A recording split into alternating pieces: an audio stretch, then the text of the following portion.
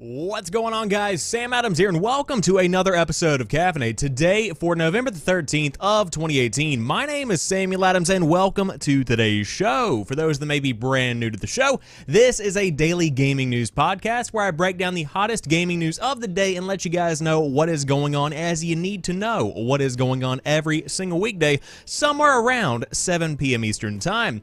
Now, we do have a piece of housekeeping that I did want to get out of the way and address a couple of questions that I've been getting, and by I've been getting, I mean some things I want to tell you with an excuse to tell you. So, what I want to say here is that I would love to make this a multi-stream kind of stream. I would love for this show to be on multiple platforms, and the question is, do people actually want that? So let me know in the chat, let me know in the comment section down below. Of course, right now it is hosted on twitch.tv/SamuelAdamsLive, but I would love to put it over on mixer.com/SamuelAdams on top of maybe even Twitter, if that is a thing, if you did want that. But yes, Blowpro, I am in fact wearing a tie, and thank you for joining me on today's episode of Caffeinate.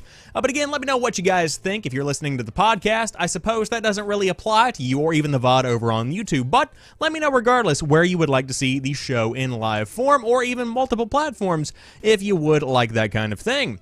Now again, this is a daily gaming news show, so what stories are we going to be talking about today? First off, we have the Game Awards 2018 nominees that are led by God of War and Red Dead Redemption 2. We're going to be going through the entire list. I'll give you a full rundown of everything you can expect from this year's show. On top of that, PUBG is officially coming to the PlayStation 4. Fallout 76 is live early, but it is going to be coming out in just a couple of hours. On top of that, for fans of Five Nights at Freddy's, all of the games are going to be coming to the Switch, along with Abzû. Totally different project, but still a game that is going to be coming to the Switch. On top of that, a physical release of Hollow Knight has been canceled. Valve paid a dude $20,000. I almost said $200,000. That would be a bit much, but he paid $20,000 to a hacker who discovered a critical Steam security flaw. We will talk about that. SNK is going to be bringing a Christmas Neo Geo Mini with 48 games to you this holiday season. On top of that, Fortnite's NFL skins are leaving the store very soon, so you need to get on that. And Ashe is now playable in Overwatch. So, those are your stories of today's show. And I hope you do enjoy what you find. Again, if you are brand new to the show, I appreciate you being here, and you can watch it live over on twitch.tv/SamuelAdamsLive. And to Blowpro, thank you so much for that tier 1 sub. Cheers to you, good sir. I appreciate you very much, and now you are immortalized in the show with a message of thanks from yours truly. But without further ado, let's go ahead and talk about Twitch Pro. No, I'm just kidding. Dive into the news of the day. First off, the Game Awards 2018 nominees are led by God of War and Red Dead Redemption 2 for Game of the Year. Celeste is going to be competing against AAA blockbusters for Game of the Year. Organizers of the Game Awards, Jeff Keighley's annual video game award show, now in its 5th year, announced the nominees of this year's show on Tuesday. The list of nominees is led by Sony Santa Monica's God of War and Rockstar Games' Red Dead Redemption 2, both of which garnered 8 nominations across 23 gaming categories. Both titles were nominated for Game of the Year, along with Assassin's Creed Odyssey, Celeste, Marvel's Spider-Man, and Monster Hunter World. Fans can vote for winners through a variety of online platforms, including Twitter, Facebook, Messenger, Amazon Alexa, Google Assistant, and Discord. The Game Awards 2018 is going to air on December the 6th at 9 p.m. Eastern Time /6 p.m. Pacific Time, and viewers can watch the show on YouTube, Twitch, Twitter, Facebook, Mixer, Steam TV, PlayStation 4, and Xbox Live. And Polygon themselves are also going to be hosting a broadcast of the show if you did want to watch the guys over at Polygon do the do. I know in the chat, Blowpro says, is Detroit Become Human not a contender? According to the Game Awards, not necessarily. Now, I'm sure that many other outlets are going to be hosting their own kind of award show. I have my own when it's the Sammy Awards time of the year over there on youtube.com/SamuelAdamsMedia. It's always a good time, and I love putting on that show and putting it together for you guys. But again, everybody has their own opinions, and according to the guys over there on the panel from the Game Awards 2018, Game of the Year is going to be a vote between Assassin's Creed Odyssey, Celeste, God of War, Marvel's Spider-Man, Monster Hunter World, and Red Dead Redemption 2. On top of that, the best ongoing game is up between Destiny 2, Fortnite, No Man's Sky, Overwatch, and Tom Clancy's Rainbow Six Siege. For best game direction, you have A Way Out, Detroit Become Human, God of War, Marvel's Spider-Man, and Red Dead Redemption 2. Best narrative is Detroit Become Human, there you go, God of War, Life is Strange 2 Episode 1, Marvel's Spider-Man, and Red Dead Redemption 2. Best art direction goes up between Assassin's Creed Odyssey, God of War, Octopath Traveler, Red Dead Redemption 2, and Return of Obra Dinn. The best score/music is Celeste, God of War, Marvel's Spider-Man, Ni no Kuni 2, Revenant Kingdom, Octopath Traveler, or you guessed it, Red Dead Redemption 2. Best audio design, Call of Duty Black Ops 4, Forza Horizon 4, God of War, Marvel's Spider-Man, or Red Dead Redemption 2. Best performance, Brian Deckard as Connor in Detroit Become Human, Christopher Judge as Kratos in God of War, Melissanthi Mahut as Cassandra in Assassin's Creed Odyssey, Roger Clark as Arthur Morgan in Red Dead Redemption 2, Yuri Lowenthal as Peter Parker in Marvel's Spider-Man, and Games for Impact, 1111 Memories Retold, Celeste, Florence, Life is Strange 2 Episode 1, and The Missing, J.J. Macfield and the Island of Memories are all up for grabs right there. On top of that, the best independent game is up between Celeste, Dead Cells, Into the Breach, Return of the Obra Dinn, and The Messenger. Best mobile game is Donut County, Florence, Fortnite, PUBG Mobile, and Reign's Game of Thrones. The best VR/AR game, tons of categories this year, is Astrobot Rescue Mission, Beat Saber, Firewall, Zero Hour, Moss, or Tetris Effect. Best action game is Black Ops 4, Dead Cells, Destiny 2, Far Cry 5, Mega Man 11. I did not go through and see how many categories there are, so we could be here for a while. My scroll bar seems to be halfway down the screen. Best action-adventure game, Assassin's Creed Odyssey, God of War, Marvel Spider-Man, Red Dead Redemption 2, or Shadow of the Tomb Raider. Best RPG, Dragon Quest XI, Monster Hunter World, Ni no Kuni 2, Octopath Traveler, or Pillars of Eternity 2. Best fighting game is starting to all mesh together, Blaze Blue Cross Tag Battle, Dragon Ball FighterZ, Soul Calibur 6, or Street Fighter V Arcade. Best family game, Mario Tennis Aces, Nintendo Labo. That's not a game. Overcooked 2, Starlink Battle for Atlas, or Super Mario Party. Best strategy game, Battletech, Frostpunk, Into the Breach, The Banner Saga 3, Valkyria Chronicles 4, so many more I'm not even going on. But you do have Content Creator of the Year between Dr. Lupo, Myth, Ninja, Pokimane, and Willy Rex. My name is not on the list. Come on now. I'm just saying.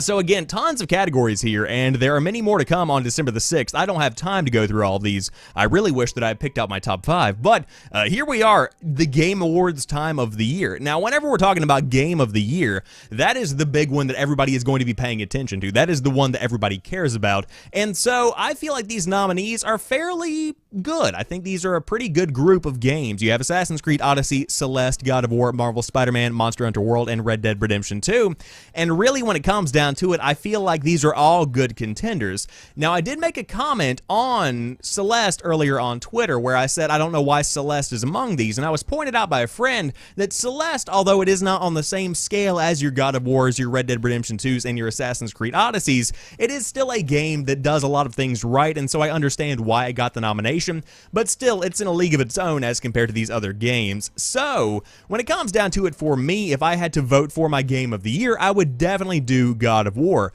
Now, a video will be coming where I break down my thoughts on the rest of the categories, and that is going to be a very long video, but it will come out in the next couple of weeks. But I cannot wait to check them out on December the 6th at 9 p.m. Eastern Time, and I might even watch live with you guys right here on twitch.tv, or maybe even over on Mixer, or a combination of both, whatever you guys vote in the comment section down below.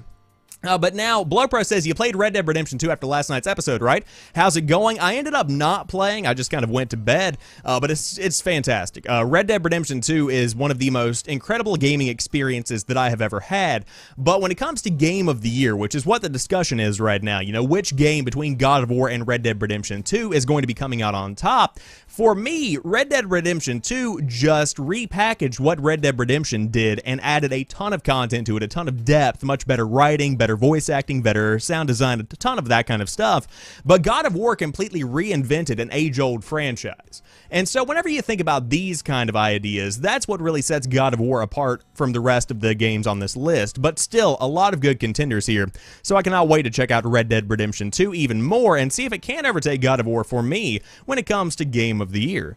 And now a nice, sensual sip of coffee. It's good stuff. It's good stuff.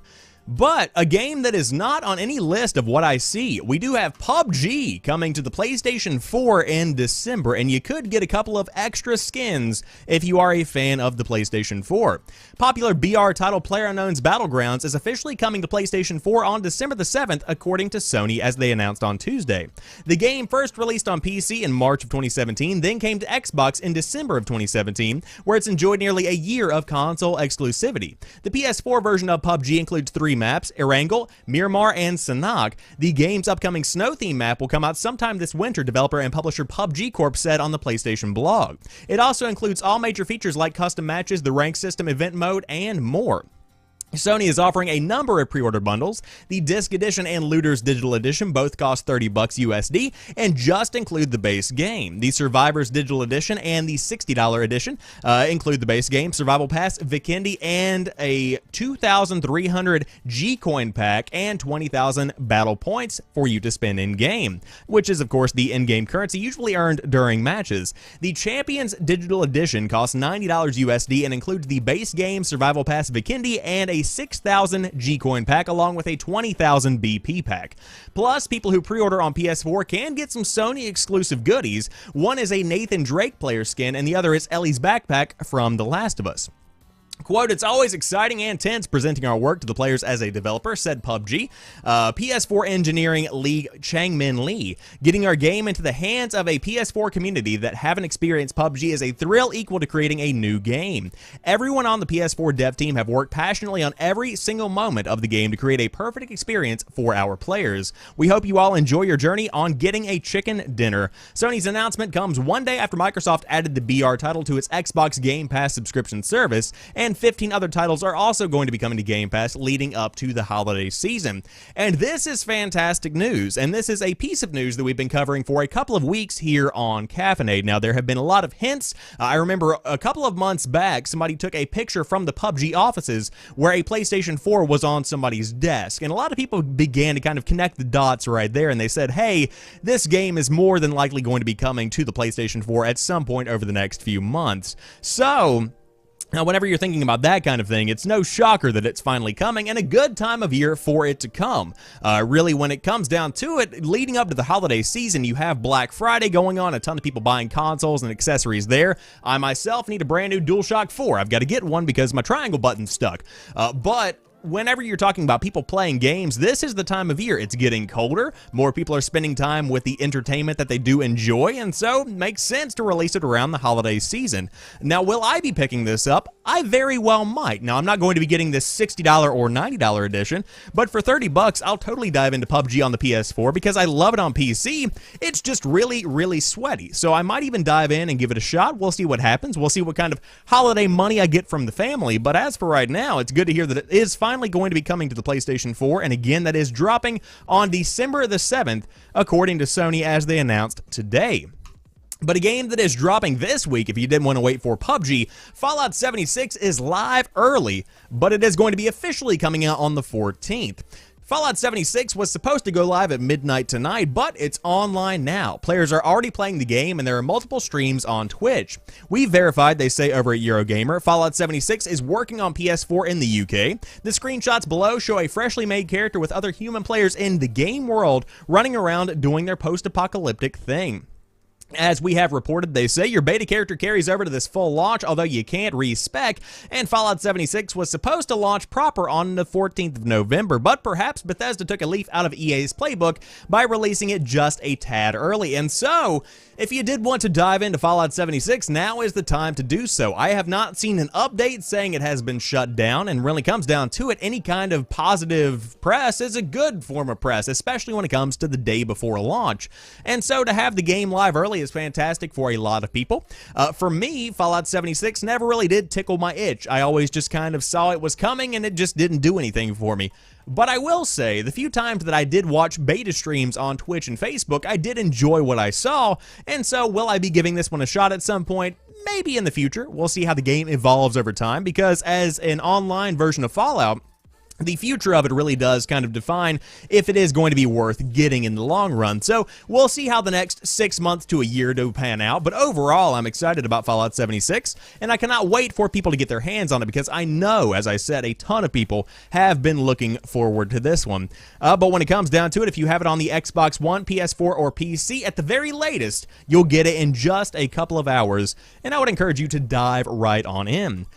But moving on to a game that you can't quite get your hands on yet, all original Five Nights at Freddy's games are going to be coming to the Nintendo Switch. All 6 original Five Nights at Freddy's games are going to make their way to the Switch. This information comes straight from the creator himself. Quote, "I'm working closely with the people at Click Team to create new, improved HD ports of all of the original games. They are going to be released on Android, iOS, Switch, Xbox, and PlayStation.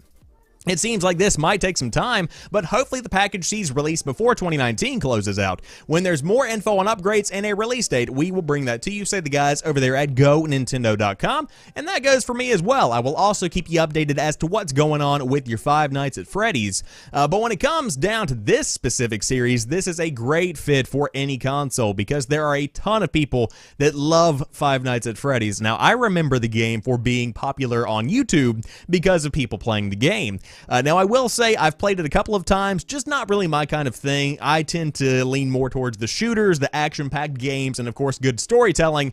And when it comes to Five Nights at Freddy's, it really is just kind of centered around jump scares and time management. But on top of that, there is a huge group of people that love everything that they bring to the table with every Five Nights at Freddy's game. I remember back whenever I was regularly streaming average games on Twitch, etc., there was a guy that came in and linked me to a lore video explaining Five Nights at Freddy's, and it was like 20-25 minutes long, breaking down everything that had ever been done in the franchise. Mind-blowing with this depth.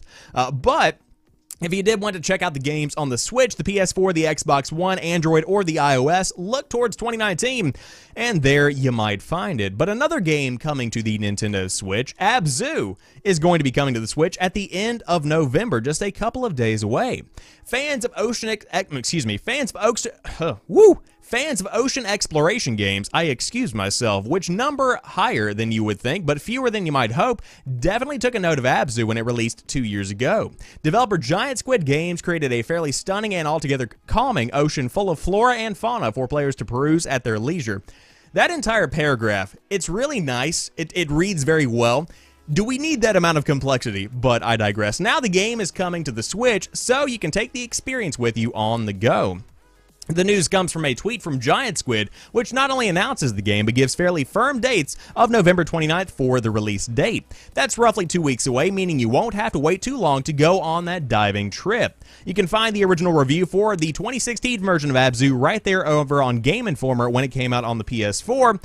And of course, this is a fantastic piece of news. Now, for those that don't know what Abzû is, it is a beautiful rendition of an underwater exploration game in the similar kind of art style and vibe of Journey. It really is a fantastic game like that, and so it's good to hear that it is coming to the Switch.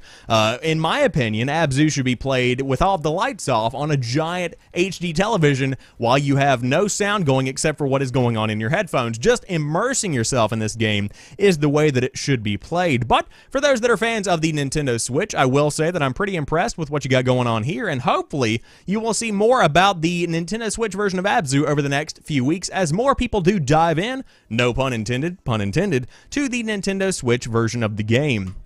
I've been saving that all day. But moving on to another physical release that is not going to be happening, Hollow Knight has been canceled. A few months ago, Team Cherry announced that the bug-based Metroidvania Hollow Knight would be getting physical versions on PS4, Xbox One, and the Nintendo Switch. The game was already available on their respective digital stores as well as PC, but a retail version puts the game on store shelves and lets collectors put something on their own shelves at home. Unfortunately, it seems this is not to be any longer. Last week, Skybound Games announced on Twitter that the physical release of Hollow Knight would be canceled, though they did not give any reasons as to why. In a statement released publicly, Team Cherry also chose not to detail the reasons for the cancellation, though they did drop a few hints that it might be related to financial or resource issues.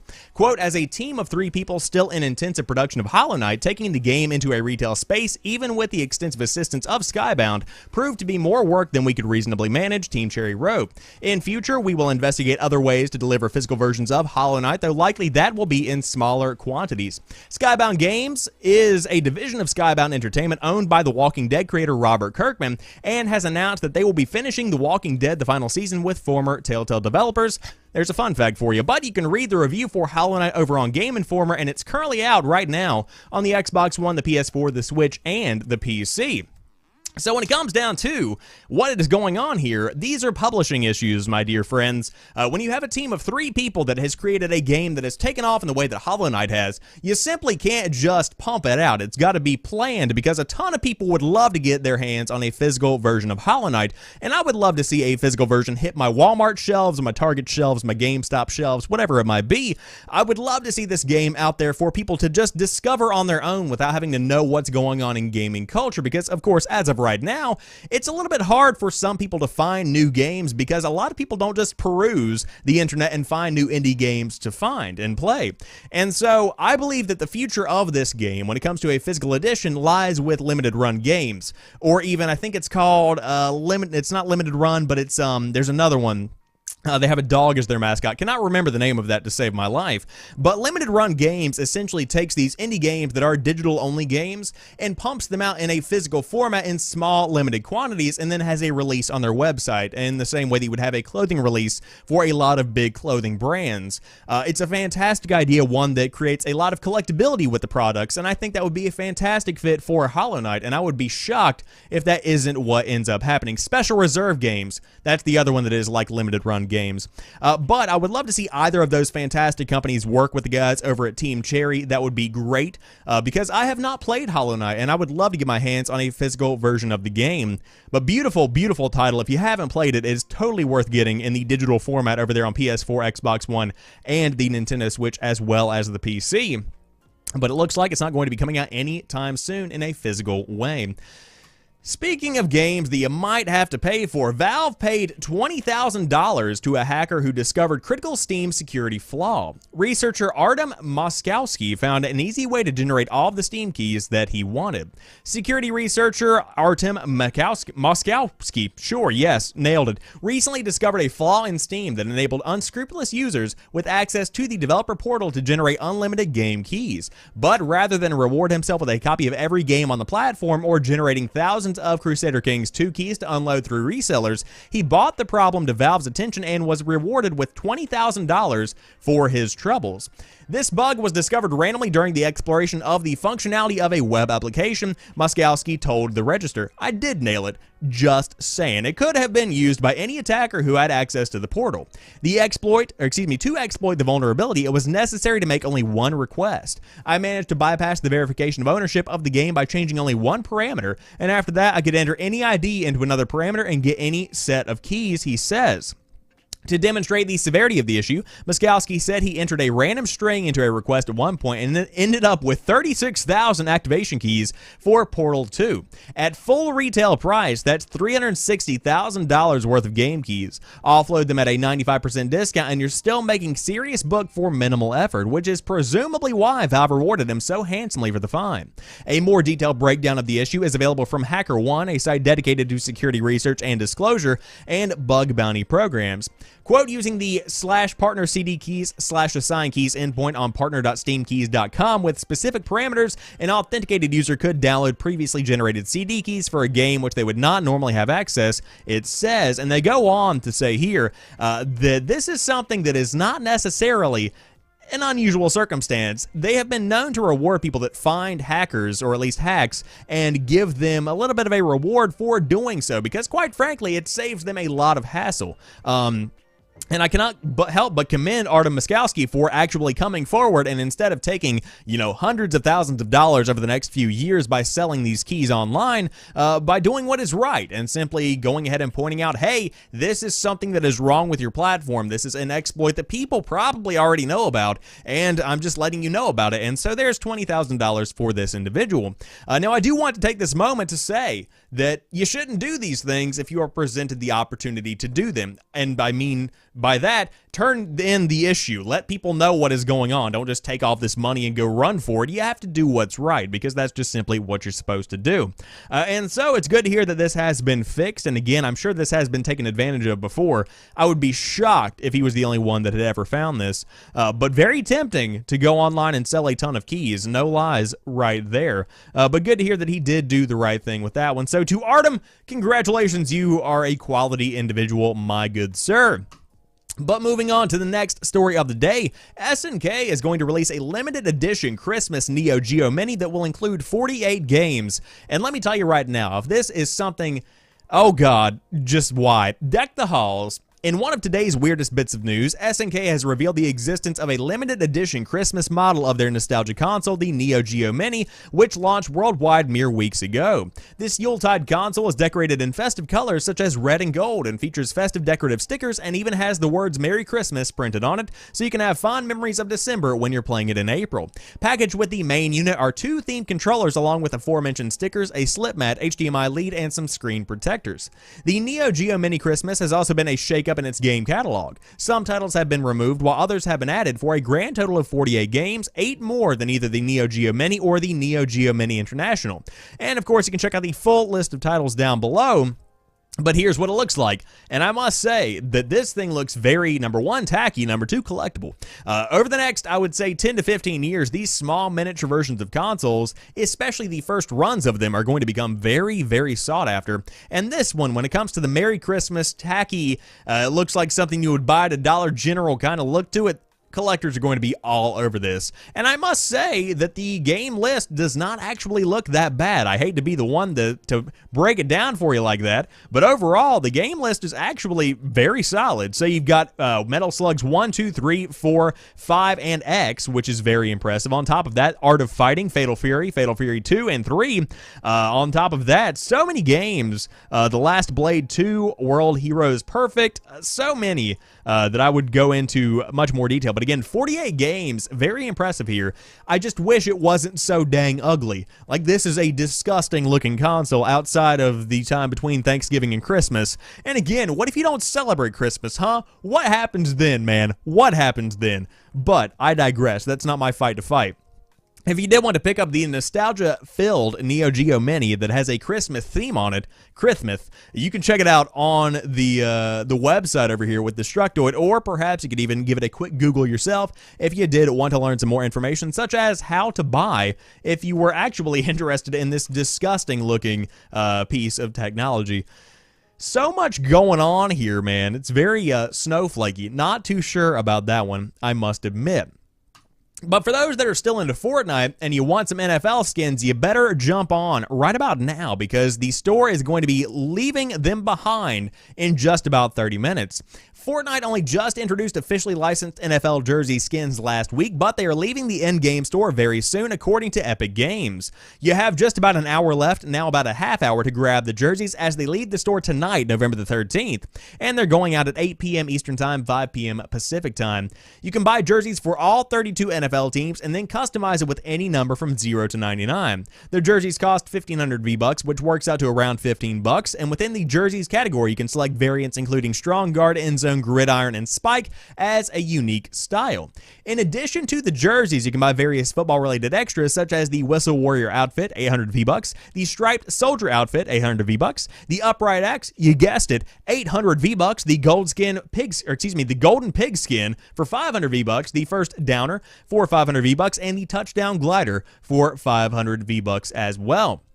The deal between NFL and Epic was probably a lucrative one, but it's not exactly the best look. You can find numerous examples on social media of people creating representations of controversial NFL figures like Michael Vick with a dog on his back and Aaron Hernandez pointing a gun. I love the internet so much. It's not clear if Epic is removing the NFL jersey skins because of this. It's possible Epic and the NFL had a 1-week deal, and we also don't know if the jerseys will ever return. Whatever the case, now is your last chance, for now at least, to run around in Fortnite in an NFL jersey.